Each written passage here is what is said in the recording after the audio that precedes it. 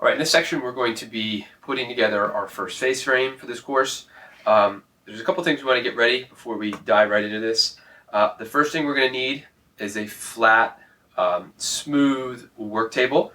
So this is the workbench, which I have plans for on my website. It's got a melamine top. Ideally, you want it free from any big glue drops that have dried up. I've got a bunch of them on here, but nothing really too high. So what's going to happen is we're going to place our face frame components down, and as we start sort of putting it together, we don't want the front or the finished side of that face frame to get marred or beat up. So any nice smooth surface will do. You really can't do this on the floor or anything like that. The next thing we're going to need is some sort of clamp to hold the pieces down. This is a table clamp from Craig, and it slides into this rail I have built into this table. And so I can sort of move it in and out of this little rail up and down. I've seen people do two pieces, like a rail across and a rail perpendicular to the other one, and then they can kind of build it. They have like a face frame creation table. One of these is nice. If you don't have it in one of these built into the table, then what people often do is they'll put two pieces together and they'll have the joint they're going to be working off hanging off the table, so they can do a full-size clamp that kind of hangs off, because you wouldn't be able to do that on the table. You'd have to hang that joint off and then do it off the table. So one of these is really nice. I'll have a link to this product. The other thing we're going to need is our pocket screw drive. So I have my impact wrench with the square tip drive for the pocket screws. I've got my Craig drill bit on a separate drill. It's nice to have two drills, that way you just save a lot of time rather than drilling holes and switching the bits back and forth. You save time and you save battery, which is nice. I'm also going to use this. This is the R3 Craig jig. There's another single piece unit you can use that doesn't have the adjustable length. This one has the adjustable length, and it's a 2-barrel. We'll be using a bunch of 2 barrels or drilling 2 holes in the back of some of our rails, so this is perfect. It's already set to 3/4 of an inch, which is both the stock we're drilling into and what we're going to be connecting to. It's all 3/4 inch face frame. So I got one of these. Also got my pocket screws. Now for, it says in the box here, these come in coarse or fine in terms of the thread. So coarse thread or fine thread. Coarse is for pine, cedar, plywood, any sort of soft wood. And then you want fine thread for oak, maple, walnut. We're working with cherry wood, so really you should be using fine thread. For 3/4 of an inch thick stock, which is what we're going into, they recommend 1 1/4 inch in length. And there's a gauge on the side here, there's a little table and all the information that you need. So you can use Craig pocket screws for 2x4s. You would just need 2.5 inch long screws, etc. So depending upon what stock you're going to be working with. We're almost always working with 3/4 inch thick wood when we are building face frames or any type of cabinet work. So those are the screws you'll need. So the next thing I'm going to do is I'm going to pull the wood from my first face frame, and it will be doing the base cabinet face frame, since that's the more complicated one. Once you've seen the base cabinet face frame done, the top cabinet is just the same thing, except it's a lot simpler. So we'll lay out the wood on our table, and we'll take a look at what you need to do next. So let's go ahead. I'm going to turn the camera off, bring the wood, lay it out like we're supposed to see it, and we'll go from there. Okay, so I've laid out the cherry hardwood face frame on my workbench, and this lets us do a couple things. It allows us to make sure everything, all the boards are pretty much cut to the right length. We don't have any big glaring errors in how we assembled this. It also lets us inspect the quality of the hardwood. So I laid it out just like you would be looking at it if you're looking at the cabinet. So at the top we have our, this is probably just out of the shot, but I have my top rail board here, okay, 2 inches wide. Then I have my drawer front. I have my mid-rail, I have my 2 stile boards here. Then I have my vertical divider and my bottom rail. I've also got my door stiles here, these 2 here, or these 4 boards here. and then I've got my top and bottom rail boards. Now my rail boards, remember, actually intersect the stiles with a tenon or a tongue, and so they need to be longer, so that they're not going to fit in this space. They're actually going to be longer. It should be longer by about 3/4 of an inch. So this particular middle piece may not be centered. At the moment, I'm not caring about that. I'm just looking at the quality of the wood. Okay, so a couple things I've noticed, and I'll pull this out. My top rail has a nasty knot in it. So what I'm going to do is flip it over. And that's the flipped over side here is the side I want facing out towards the room. So I'll lay that there. I'll also look for any other imperfections in the wood, the rest of the board. So if there's any type of mineralization, pucks, pockets, any scrapes from the tools, you can kind of look at them and flip the boards over. If there's some discoloration you don't like, you can look at that as well. This particular board has a little bit of discoloration on this side, so I'd rather a little bit more even. So I'll flip that board over, this one particular door board. For the moment, we're not too worried about the door boards. This style, we're really looking just at the face. So the face frame components that we're going to be assembling at this point exclude the door boards because we'll do the doors separately. So really just worried about the stiles, the rails, that sort of thing. This particular style has some discoloration here from however the tree grew. This side looks cleaner, but it's also got some abrasions from, there's some voids in there when this piece was machined. So it's kind of pick your own poison. What do you want to deal with, the discoloration or the voids? I personally rather deal with the discoloration because it's kind of the natural beauty of the wood, whereas this is almost like a machining error. There's a little bit of scraping there. I can fill that in with putty, but you know what? I think I'd rather just say, hey, this is cherry, this is the natural way it looks, and stick with that. It's really a personal preference at this point. So again, just kind of going over these boards, making sure everything looks good. Okay, so what I'm going to do now is I'm going to pull the door boards, and I don't care which one's left and right, it's irrelevant. That doesn't make a difference at this point. So pull the stile boards out so you guys can see what I'm looking at here. All right, and then I should also pull the drawer front. This is the drawer front board right there. So what we're left now with is, this is our face frame. This is what we're going to be working with. All right, so to get started with this, I like to go from one end down. Okay, so we'll start with the top and we'll machine our way that way. So for what I'm going to do at this point now is I've basically certified all of these boards look good. There is one catch I want to show you here, and it's this vertical divider here. It's got a little bit of wobble to it. So for whatever reason, either it wasn't machined right or just kind of missed that. So what I'm going to do is kind of see how it lays both sides. Since this is a face frame and this is going to be secured on both ends, it really doesn't matter whether it has a real subtle bow to it, because we're going to be fastening it here, pushing it down, and fastening it there. So we can actually correct that. But I'm going to correct it with the arch up. All right. Just as a personal preference, doesn't make a difference what you do. But if you find that you have a board that has a little bit of an arch to it, now for instance, in this case, this is my vertical divider. It's the same length as a door stile. So if my door stile had that wobble to it, now this one doesn't have any wobble, which is perfect. I'd rather that wobble or that little movement in the wood be associated with this vertical divider. I don't want this little wobble or that little arch or whatever it is on the door, because that can affect how the door closes, how it looks in the frame. So if you have to, kind of pick and choose what you want, you'd rather the wood that's straight and stable and perfect to be the door wood, and anything that has a little bit of movement to it, not quite perfect, but you can force it with some screws. Let's make that the face frame wood. So here's our face frame. So what I'm going to do now, everything looks good. I'm going to start flipping these boards over. So I'm going to flip over my rails, my top rail, my mid rail, my bottom rail.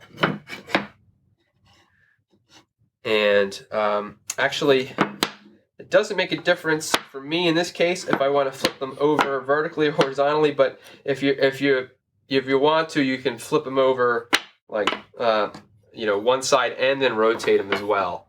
And we said this board is the right. So this board I want the arch down. That one's been flipped over, and my style boards as well. We're gonna flip them too. Okay, you can kind of rotate these from here to here if you wanted to. If you want to swap these around, you can. Doesn't make a difference at this point. This one style board actually has a little bit of a split at the bottom. So that split will be on the back side, so that's good. All right, so let me get a pencil. And what we're going to do next is pretty much mark out where the pocket screw holes are going to be. Okay, I'm back on my pencil. If you recall, earlier in this course, I said make sure you have multiple pencils and multiple tape measures. And this is why. So for my top rail, I'm going to basically just indicate where the holes are going. Right here, there's going to be 2 on this board, on the left and on the right. For my middle rail, there's just going to be 1 on the left and the right. And the reason I'm doing 1 vice 2 is really because it's just wide enough. I think it's just appropriate for one screw hole, whereas this top rail, okay, is wide enough to accommodate 2. That's really the only difference. Is if you have the room for the extra screw hole, go for it. But if it's kind of narrow and these are 1.5 inches wide, then we're going to stick with just the 1. So I'll put a screw hole on each side. This allows me, it kind of keeps track of this stuff. Also for this board, okay, we're going to put 1 here. We'll do 1 here, right? And then we'll do 1 down here. 2. Actually, this bottom rail will also receive 2. I'm trying to keep these boards in the shot for you. All right, so the stiles won't get any. The stiles will have the screws drilled into them, but they themselves won't receive any holes. So at this point, we are ready to go over to our handy dandy clamp and set this up for drilling. And we'll drill all our holes first. So we have 4, 8, 10, 12 holes to drill. And we'll do all those first. And to make things easier putting this back together, since we're looking at the back of the brace frame, we can just put a little initials on here. So if this was the vertical divider, we could put VD on there. This is the bottom rail, so I'll put BR. This is the mid rail, I'll put MR, and then TR for top rail.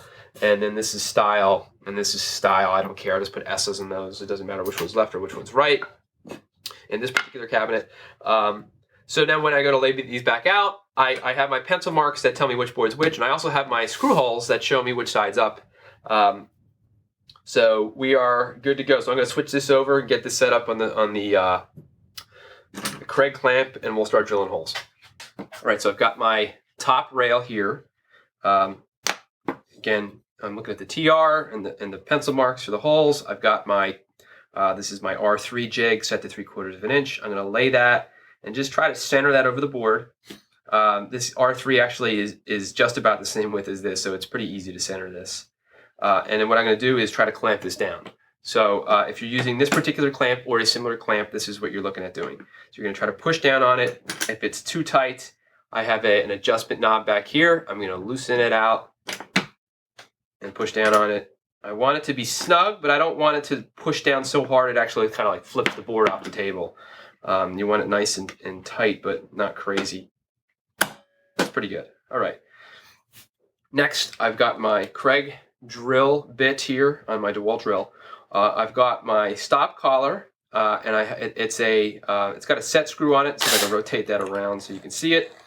There's a set screw in there, so you can move this stop collar to any length you want, but generally you set it up once and you don't move it. And it's set so when it comes in I guess, hits this jig and it deadheads against this jig, this tippy tip of this drill bit pops out the back here. All right, so let's drill those out. And when I'm doing this, you can put some force down on this if you think it's gonna be moving on you. You can hold it here, whatever you want to do.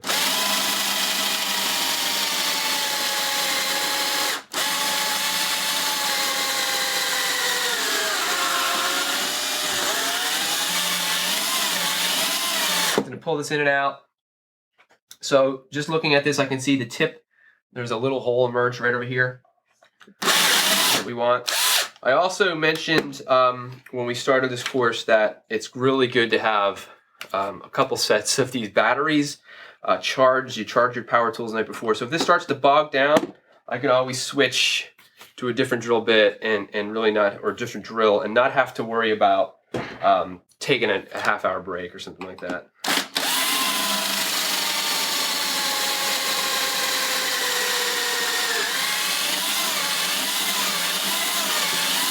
Okay.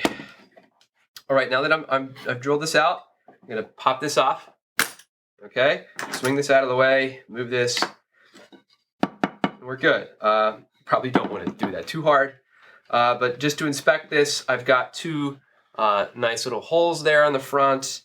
So this is one thing. If you don't have the depth of your stop collar set right, and mine may be a little too long. But sometimes the surface of these holes just crack open and the drill bit doesn't come out. And that may be fine, but the issue it becomes, you get a little bit of wood popping out here that needs to be removed. So after you drill these holes, what I do is take my fingernail and crack open those holes if they're there and make sure there's no debris built up. So, because when we go to screw this to the style, if there's any material popped in here, that'll prevent you from getting a nice tight joint. All right? So that's how we're going to drill the rest of these out. I'll show you the other Kreg jig I have. So we're going to take a few minutes here and just drill all these. I don't need to show you all that because it's the same thing over and over again. All right, let me finish this up. Okay, so for the boards that are not as wide as the bigger boards, basically, this is an 1.5 inch wide board. You can use either the one I used before, the R3, or they have the smaller one, which I can't find for the life of me now. I have it someplace. But in any case, you can use the double barrels on these wider ones. You just can't. So the goal is to locate the screw hole right in the middle of the board. So what we're going to do is, instead of positioning the jig right in the middle of the board, I'm going to line it off center such that I think one of these barrels will be lined up over where I want that center mark to be. So I'm going to take my shot at that, push the clamp down. A little trickier to do it this way.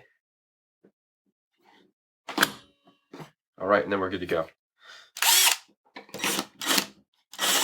Okay, so I just finished drilling out all the holes in the face frame for the base cabinet, and I'm ready to start assembling these. So I have my rail board. This is going to be my top rail, and this is my style. I'm going to look for the S mark on this to make sure this is the side. There it is. Okay, so this is the side I want facing the back.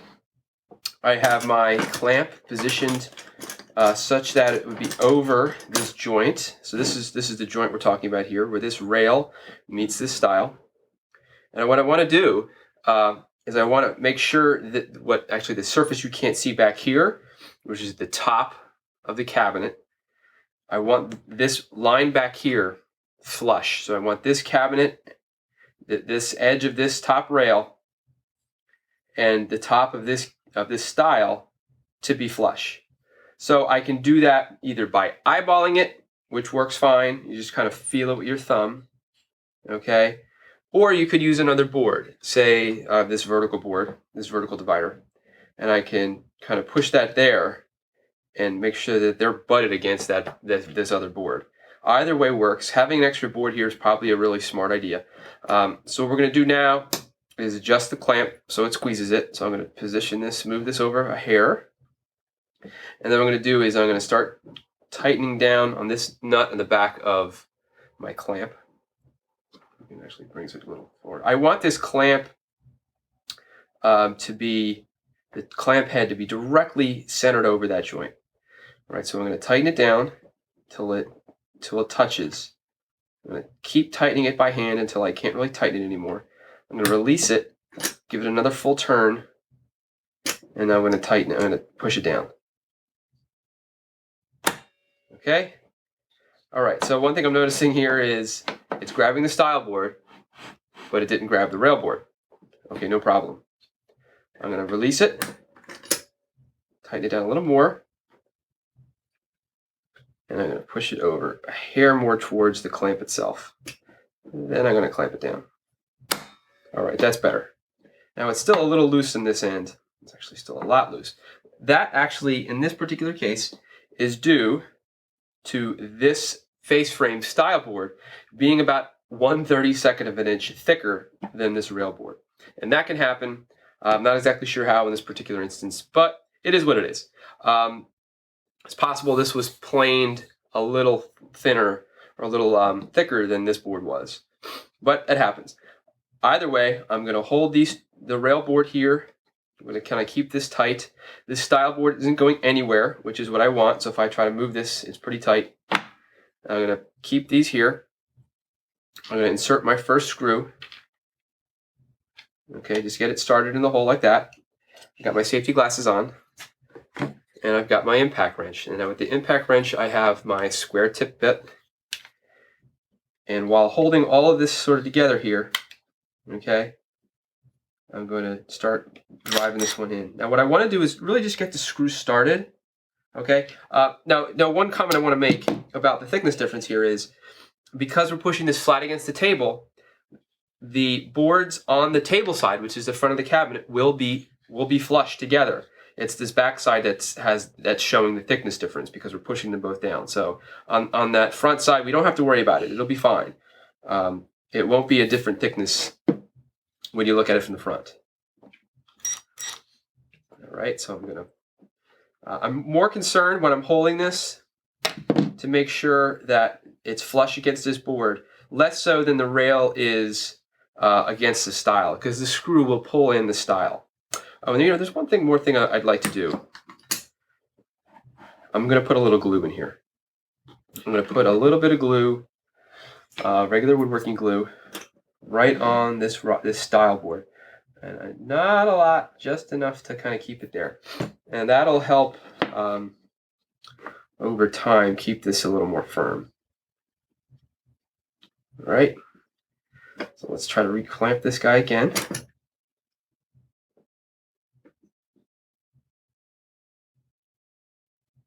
All right.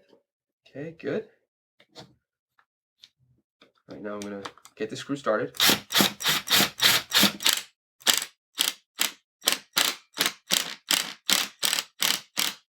Actually walked away from it. Now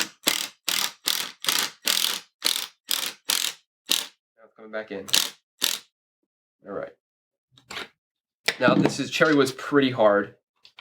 A lot of hardwoods, they recommend you pre-drill. For pocket squirrels, you need to do that, but it is what it is. Now I'm going to get the other one going. Probably a good idea not to drive this first screw all the way home. You can even back it out a little bit if you want to before you do the next one. Okay. I don't want to kill these screws. I also want to make sure I didn't get any glue on this vertical divider that I used to flush it. All right, so this joint is done. Got a little glue out of there, no big deal. Now if I flip this board over, what I want to look at here is make sure we're still flush up there, and we have a nice tight joint right there. So this joint came out really well. Okay, so the next thing I can do is I can do the next style board on this side of the cabinet, or I can just keep going down. And for the sake of the video and for clarity, I think we'll just keep going down. So I want to make sure we're clear here. There's nothing else on the table here. That'll throw me off. I'm going to take my mid rail. Now, if you're doing the mid rail, yeah, I'm having this issue here too. So this board is a little bit thicker than this one. Again, this is stuff you run into, so I'm happy to run into these issues before you do. we know that this gap in here, we specified when we drew these up and designed them that it would be about 5 inches. So what I could do is I can measure 5 inches from the end, draw a line, and try to line this 5-inch mark, or whatever this ends up being from the end, to the center line of this. You don't want to really measure from the rail in. You want to kind of keep all your measurements from this outer edge. So from here down, from here down, from here, rather than measuring from here to here to here to here to here. You don't want to do that. You get better results if you consistently measure from one point. That's kind of like an engineering best practice. So for this joint, what I'm going to do to make this easier myself is actually pull out my drawer front. This drawer front is cut to a width of 5 inches. So just by putting this drawer front in there, pushing this board up against it, I'm good to go. All right, so at this point, all I need to do is move my clamp down. All right, this board will not only set the distance, but it'll also help keep it aligned. Okay, I'm going to put a little bit of glue. I'm going to put it on the rail this time. All right, so just put a little dab of wood glue. I don't go nuts with the glue because the fastener is really doing the work here. Let's get this out of the way. All right. All right, so we're going to line up. So this is taking a little longer than you may think it does. People show, just doing some pocket screws. There's a lot of fussing behind this. You want to get this right. It takes some time. All right, grab another one of my screws. I am using coarse screws for this because that's what I have on me. So far, it hasn't made a big difference, but just want to let you know. So in this particular case, I'm going to push the screw. I'm going to push this way with my hand and then push this way with the drill and make sure that this is kind of pulled in like that a little bit. Once you get started, you're pretty much set. Great. Okay. That worked out really well. All right, so I can take my drawer front out. And I have a nice set gap there. Okay, we're going to repeat this same thing for our bottom rail. So the bottom rail, which is right out of the frame, I'll pull this up so you see what this looks like. So actually, let me inspect the front of this again to make sure we look good. And we look great. That's perfect. It's nice and flush here. So despite our thickness difference in the back, it ended up working out really well. So for our, actually I can probably flip this around and do this so we can keep this in frame and keep working. So our bottom rail, it's going to sit right there. Now what I could do, to be clever, again, is take my vertical divider, which is going to sit in the middle here. Just going to, well, keep it in the frame. I'm trying to keep my camera focused in this area and try to show the whole thing at once. It's a pain. I'm going to use my vertical divider, which is going to go further in here, and I'm going to drop it right in there, because that vertical divider is really what's going to set the difference, the distance. And if it's a little off down here, it's not it doesn't create issues. So let me explain this a little better. When I started with the top edge, I flushed the stile edge up with the top of the top rail. I don't necessarily want to do that with the bottom rail and flush the bottom up with the bottom stile. You could do that, but then when we go to put our vertical divider in, if it's a tad bit short, it becomes problematic. Or if it's a tad bit long, then you have to shave it off and cut it. So what I'm going to do is use the actual vertical divider itself to set the gap, just like we did with the drawer front. So this is a slightly different clamping scenario. I'm going to try to turn this around a little bit so I can kind of work it with the same force. And I don't want to block the angle of the camera anyway. I'm going to continue by putting a little glue on that joint, pushing it against here. Okay, inserting my vertical divider to set that distance, making sure it's nice and snug there. And then I'm going to drop my clamp down on it. Okay, Great. Need a couple screws. Okay. And I'm going to insert the bottom one first. And I'm going to come at it from this angle.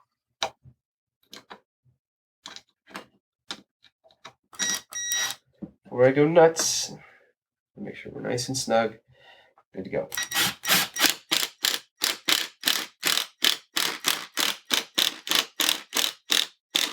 Okay, before I drive that all the way home, I'll get my next screw started. I probably should be using hearing protection. It is loud. This impact gun is very loud. All right, I'm going to take out my vertical divider, which is now in there very snug. First. There we go. Actually, I have to pop it out from the top. Well, we know that'll fit. All right. So again, we'll flip this over. And now I have a chance to inspect all three joints. This one looks really good. Got a little dust on that. And then my other two look great. All right, so the next step in this process will be to repeat what I just did here for my bottom rail, my top rail, my mid rail, connecting it to the other style. It's the same exact thing. We're going to use the vertical divider to set the bottom rail gap. We'll use the actual drawer front to set the mid rail gap against the style. And so I'm not going to show that because it's the same thing we just did. But we'll do that, and then we'll do the vertical divider.